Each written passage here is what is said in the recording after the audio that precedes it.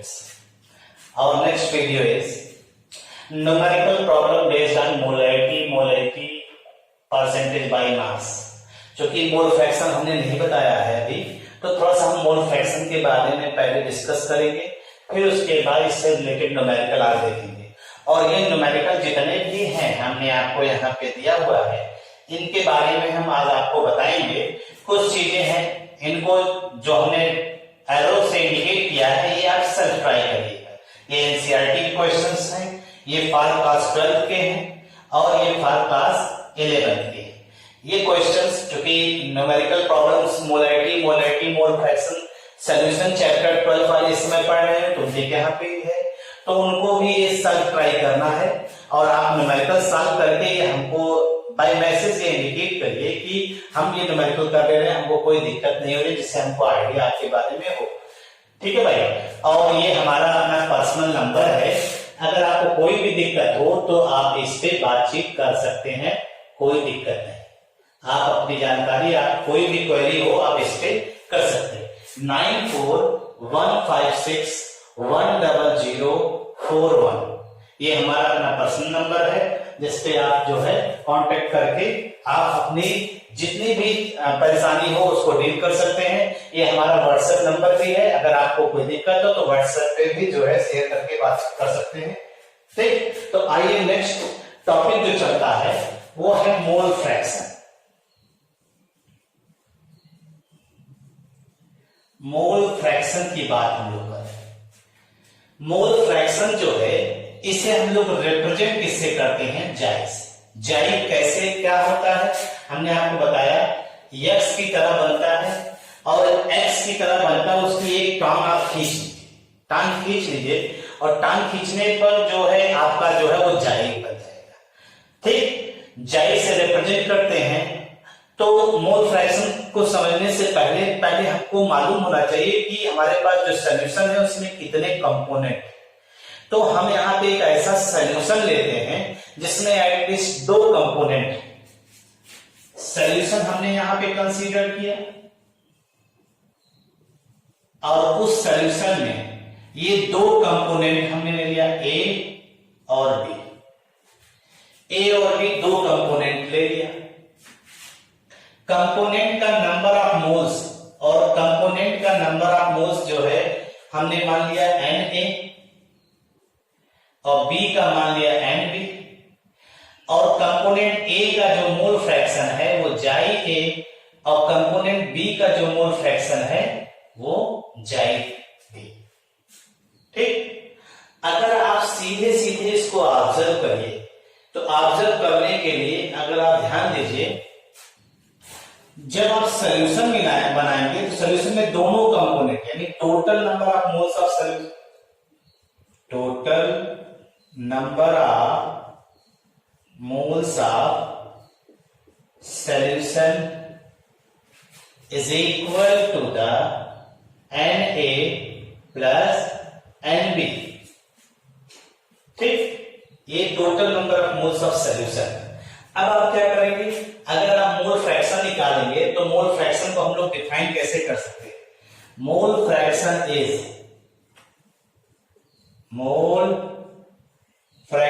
Is the ratio of component and total number of moles of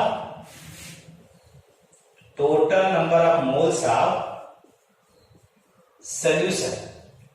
It is the ratio of number of moles of component and total number of moles of solution. That is mole fraction. इस हिसाब से अगर आप करिए, suppose करिए component A का mole fraction अगर दिखाना तो जाई A दिखाएंगे आप, और जाई A इज इक्वल टू जिस कंपोनेंट का मोल फ्रैक्शन दिखाना उसके कंपोनेंट को ऊपर रखिए नंबर ऑफ मोल्स को, और total number of moles of solution ये हो जाएगा आपका। इसी तरह से अगर जाई बी दिखाना चाहते हैं तो जाई B is equal to Nb upon Na plus Nb। Number of moles आप निकालना चाहते हैं, given mass upon molar mass से निकलता है। अब अगर आप ऐसे ही कंपोनेंट 3 होंगे, मान लीजिए A B C होंगे, तो यहाँ Na upon Na plus Nb plus Nc, ऐसे ही NB upon Na plus NB plus NC, ऐसे चाहे C बराबर NC upon Na plus NB plus NC। इस तरह कंपोनेंट चार्ज दे रहेंगे, उससे कोई दिक्कत आपको नहीं होगी। यहाँ पे कहा जाता है, ये देखिए आप इस एक्सपेरिमेंट इस फार्मूले से भी देखिए कि the sum of mole fraction of component, the sum of mole fraction of component is equal to unity। ये होता है, आप खुद देखिए जाई A प्लस जाई B इज इक्वल टू 1। अगर आप इसको ऐसे भी कर सकते, जाई A प्लस जाई B प्लस जाई N इज इक्वल टू 1। जैसे आप करिए जाई A जाई B की वैल्यू अगर रखेंगे आप इसको तो एलसीएम लेंगे Na प्लस NB, ऊपर आ जाएगा Na plus NB, Na plus NB cancel होने के बाद आपका कितना आ जाएगा 1। ये मोल फ्रैक्शन है। अगर आप मोल फ्रैक्शन देखिए, मोल फ्रैक्शन वेट पे डिपेंड कर रहा है, वेट पे डिपेंड कर रहा है, इसका मतलब ये भी टेम्परेचर इंडिपेंडेंट हो, तो कह सकते हैं mole fraction is like small m temperature independent. ए भी टेम्परेचर इंडिपेंडेंट होता है। Mole fraction is like molarity, small m इससे पहले वाले वीडियो में हमने आपको डाला था, तो उसमें आपको हमने बताया था मोलैरिटी कैसे टेम्परेचर इंडिपेंडेंट है। तो यहाँ पे मोलैरिटी के तरह मोल फ्रैक्शन भी जो है टेम्परेचर इंडिपेंडेंट होगा। इस चीज को आप ऑब्जर्व कर सकते हैं यहाँ पे। ठीक, अब आगे चलते हैं हम लोग। आगे चलने के लिए अब आइए इससे रिलेटेड ये जो न्यूमेरिकल्स कुछ हमने लिखा हुआ है ये करके दिखाते हैं आपको।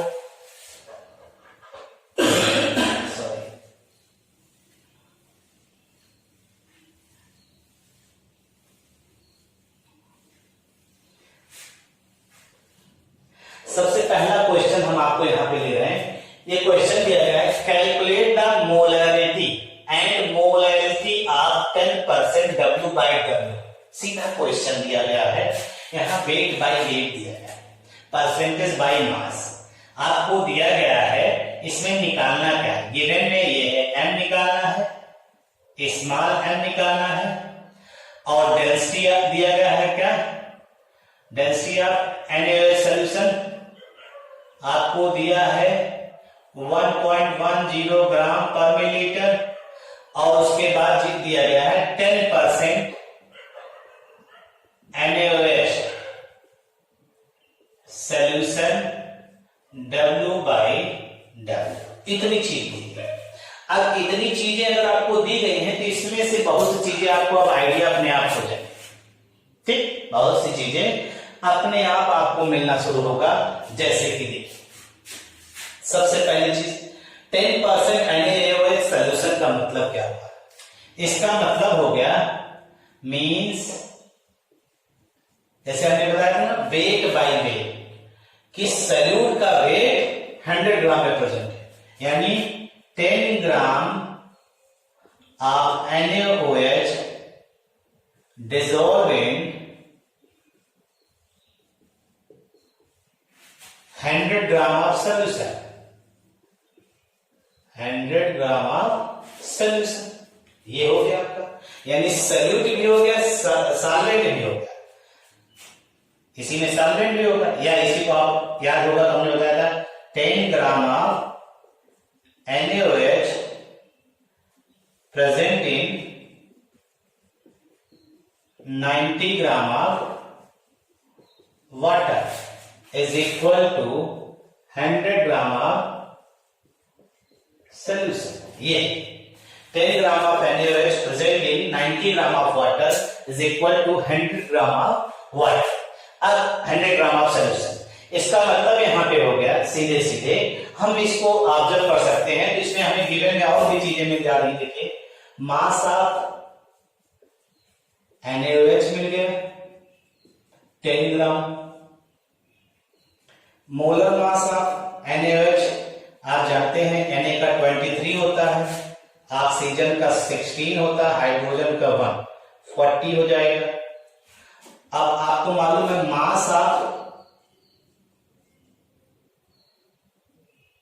मास ऑफ वाटर 100 माइनस 10 यानी 90 ग्राम हो जाएगा। और साथ ही साथ जो है आपको और क्या चाहिए, वॉल्यूम ऑफ सॉल्यूशन चाहिए। वॉल्यूम ऑफ सॉल्यूशन बराबर मास ऑफ सॉल्यूशन, आपको मालूम होगा mass of solution upon density. Total mass of solution कितना है, 100। 100 ग्राम ऑफ सॉल्यूशन है ना, तो इसको रख लीजिए 100 ग्राम। और क्या है आपका डेंसिटी दिया गया है, डेंसिटी 1.10, तो 1.10 ग्राम पर मिलीलीटर। ये ग्राम ग्राम कैंसिल हो जाएगा, 100 अपॉन 1.10 ml आ जाएगा। इतनी चीजें आपको मिल गई। जब हमें इतनी चीजें मिल गई, अब सारा फार्मूले बेस्ड हो गया। अब आपको मोलैरिटी मालूम होना चाहिए। मोलैरिटी अगर आपको मालूम है तो आप इसको बता सकते हैं। देखिए यहां तक तो आपको सब चीज दी ही गई है। तो मोलैरिटी का फार्मूला अगर आपको याद हो, capital M, mass of solute यहां पे NaOH, mass of NaOH upon molar mass of NaOH into volume, millilitre में ऊपर 1000, यही तो है फार्मूला। अब इसी में रख दीजिए, तो mass of NaOH 10 upon molar mass 40, volume कितना दिया गया है 100, ऊपर 1.10 और इनटू 1000, ये निकाल लीजिएगा, आपको मोलैरिटी मिल जाएगी। आपकी मोलैरिटी इसी में आ गई। स्मॉल m निकालना हो, स्मॉल m निकालने के लिए अब आपको चाहिए क्या, mass of NaOH, mass of NaOH upon molar mass of NaOH into wait. यहां स्मॉल m में वेट ऑफ सॉल्वेंट लेते हैं, वेट ऑफ H2O इन ग्राम अगर है तो ऊपर 1000। अगर आपको मालूम हो वेट ऑफ H2O कितना 90 ग्राम दिया गया है, तो मास ऑफ 10 अपॉन 40 इंटू 90 ऊपर 1000, इसको सॉल्व कर लेंगे, ये भी आ जाएगा। यहां ये आंसर सॉल्व आप करिएगा, और आंसर हमने लिखा हुआ है 2.75 और 2.78, इसको सॉल्व करके देखिए। तो ये आपका एक क्वेश्चन पहला हुआ। दूसरा इसी तरह से है, इसको क्वेश्चन नंबर सेकंड देखिए, calculate the molarity of 10% W/V NaOH solution, और इसकी स्पेसिफिक ग्रेविटी या डेंसिटी दी गई 1.10 ग्राम पर मिलीलीटर। इसको आपको सेल्फ ट्राई करना है। बस ध्यान रखिए यहाँ W/W दिया गया है, यहाँ W/V यानी 10 ग्राम 100 ml में डिजॉल्व, यहाँ 10 ग्राम 100 ग्राम सोल्यूशन में डिजॉल्व है, यहाँ 10 ग्राम जो है 100 ml ऑफ सोल्यूशन में डिजॉल्व है। ये आपको ध्यान रखना है, यहाँ वैल्यू मिल रहा है, यहाँ मास ऑफ सोल्यूशन मिल रहा है, तो इसकी सहायता करेगा, आंसर ये आएगा। क्वेश्चन लगभग एक जैसा है, हमने आपके लिए इसलिए छोड़ दिया। तीसरा क्वेश्चन आइए हम लोग देखते हैं, the density of 3 molar solution of NaCl is 1.25 ग्राम पर मिलीलीटर। यानी आपको एक सोल्यूशन दिया गया है जिसकी मोलैरिटी 3 है, और उसके NaCl सोल्यूशन की और उसकी डेंसिटी दी गई है, तो आपसे स्मॉल m पूछ रहा है। तो आइए देखते हैं इसमें क्या क्या चीजें लगेंगी।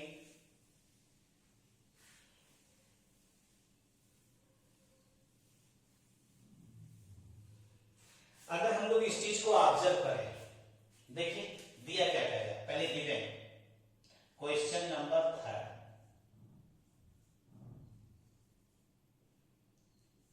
क्वेश्चन नंबर 3 में 3 मोलैरिटी सॉल्यूशन ऑफ NaCl ये दिया है, और डेंसिटी दिया गया है 1.25 ग्राम पर मिलीलीटर, और आपसे पूछा है calculate the molarity of, small m पूछ लिया, स्मॉल m पूछ लिया। इतनी चीजें दी, ये भी क्वेश्चन इंपॉर्टेंट माना जहां पे इस तरह से दिया हो और उसको ट्राई करिएगा।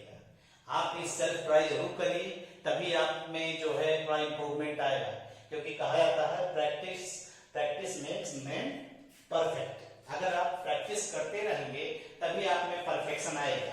और आप वीडियो देख करके बस पढ़ रहे हैं तो उससे कोई मतलब नहीं। आप उसको लिपिबद्ध भी करिए, कॉपी पे लिखिए, लिख करके उसको समझने का प्रयास करिए। कुछ एडिशनल बुक को देखते चलिए, क्या चीज पढ़ रहे हैं, यहाँ से कहां से आ रहा है, इन तमाम चीजों को देखते हुए चलिए। फिलहाल 3 मोलर सोल्यूशन ऑफ HCl का मतलब हो गया, NaCl सोल्यूशन का मतलब हो गया कि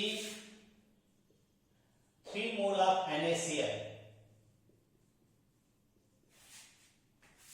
dissolve in 1 liter of solution। 3 mole of NaCl dissolve in 1 liter of solution। इसका मतलब है कि आपको मोल मिल गया, मोल ऑफ NaCl मिल गया 3, वॉल्यूम ऑफ सोल्यूशन मिल गया 1 लीटर या 1000 ml। मोल मिल गया है। मोल को अगर मोलर मास से मल्टीप्लाई कर दें तो मास ऑफ NaCl आ जाता है। तो मास ऑफ NaCl बराबर is equal to mole into molar mass of NaCl। तो मोल आपको दिया गया 3, मोलर मास है आपका NaCl का होता है 23 और Cl 35.5 यानी 58.5। कुल मिला के आ जाएगा ये आपका कितना आ जाएगा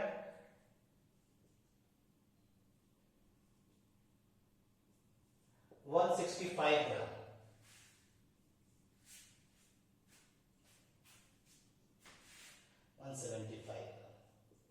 175.5 देख लीजिएगा, ये कैलकुलेशन शायद आ रही है। 3 5 15 1 3 8 24 5 2 3 5 ठीक 175.5 ग्राम ये मास ऑफ NaCl आ गया। ये वॉल्यूम ऑफ सॉल्यूशन आपको ये क्या मिला, वॉल्यूम ऑफ सॉल्यूशन 1 लीटर। हमें चाहिए क्या, हमें चाहिए मास ऑफ सॉल्यूशन। तो मास ऑफ सॉल्यूशन जो आपका है तो उसके पहले सबसे पहली चीज मास ऑफ सॉल्यूशन बराबर क्या होता है,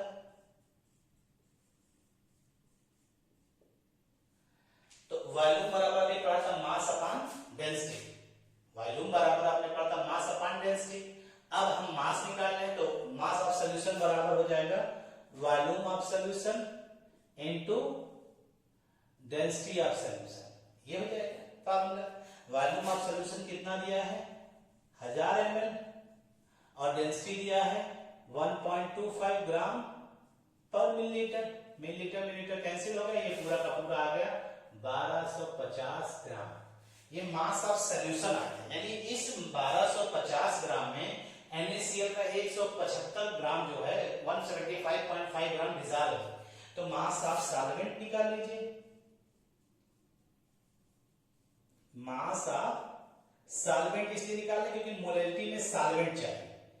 तो ये आ जाएगा 1250 माइनस 175.5 तो मास ऑफ सॉल्वेंट आ जाएगा। अगर इसको आप सब्सट्रैक्ट करेंगे तो लगभग इसकी न्यूमेरिकल वैल्यू कितनी आ जाएगी 12।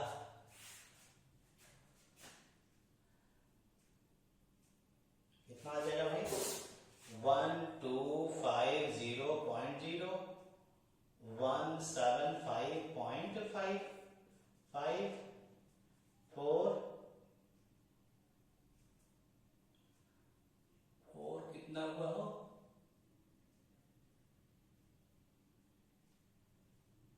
कितना आएगा भाई 1074.5 क्यों 1074.5 देख लीजिएगा, इसको सॉल्व कर लीजिए 1074.5 सब्सट्रैक्ट करके देख लीजिएगा इसको। यही वैल्यू हमारे ख्याल से आ रही है, आप सॉल्व करके देख लीजिए। इतनी चीजें मिल गई, मास ऑफ सॉल्वेंट मिल गया, मोल मिला ही है, सीधा सीधा फार्मूला हो जाएगा। फार्मूला बेस्ड अगर न्यूमेरिकल आप देखेंगे तो इसको सीधे सीधे हम लोग सॉल्व कर सकते हैं। देखिए अगर इसको जो है हम लोग सीधे सीधे जो है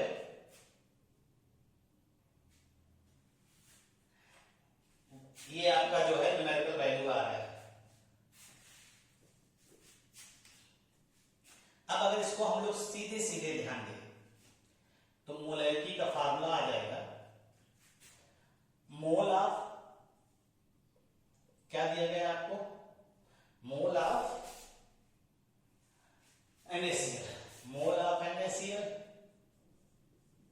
upon weight of solvent in gram, ऊपर 1000 कर दीजिए।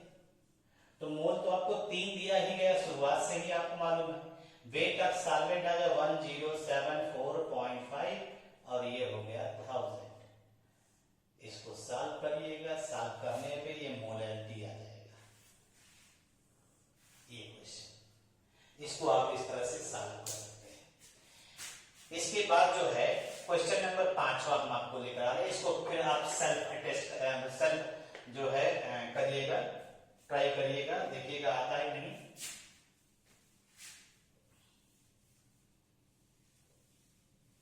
क्वेश्चन नंबर 5 में देखिए उसी तरह का क्वेश्चन है, लेकिन यहाँ पे सभी चीजें साथ साथ निकालनी भी है, मोलैरिटी और मोल फ्रैक्शन। तो क्वेश्चन नंबर 5वां आपको दिखा रहे हैं। तो आपने यहां पे कहा है सॉल्यूशन जो है वो वाटर ग्लूकोज का 10% W/W glucose in water, 10% W/W glucose in water. और इसकी जो डेंसिटी है, डेंसिटी दी गई है सॉल्यूशन की, वो है 1.20 ग्राम पर मिलीलीटर। 1.20 ग्राम। आपको निकालना क्या क्या है, स्मॉल m, कैपिटल M और mole fraction of each component.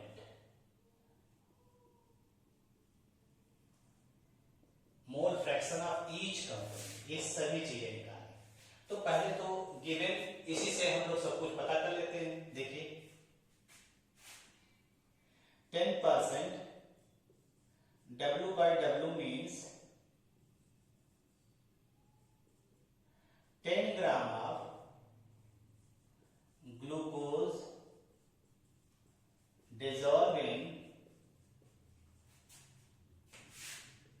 100 gram of solution. 10 gram of glucose dissolve in 100 gram of solution, ये चीज हो गया। अब अगर आप इसी से देखिए तो मास ऑफ ग्लूकोज मिल जा रहा है 10 ग्राम, मोलर मास ऑफ ग्लूकोज मिल जाएगा। ग्लूकोज का फार्मूला होता है C6H12O6 और इसका मॉलिक्यूलर वेट होता है 180 और मास ऑफ मिल जाएगा आपको वाटर का, क्योंकि वाटर में डिजॉल्व हो रहा है ना, तो ये 90 ग्राम। मोलर मास ऑफ वाटर हो जाएगा 18। ठीक, मास ऑफ वाटर मिल गया। अब आपको चाहिए क्या, volume of solution. Volume of solution बराबर आपको कितना है, आपको मालूम है वॉल्यूम बराबर mass of solution, mass of solution upon density of solution.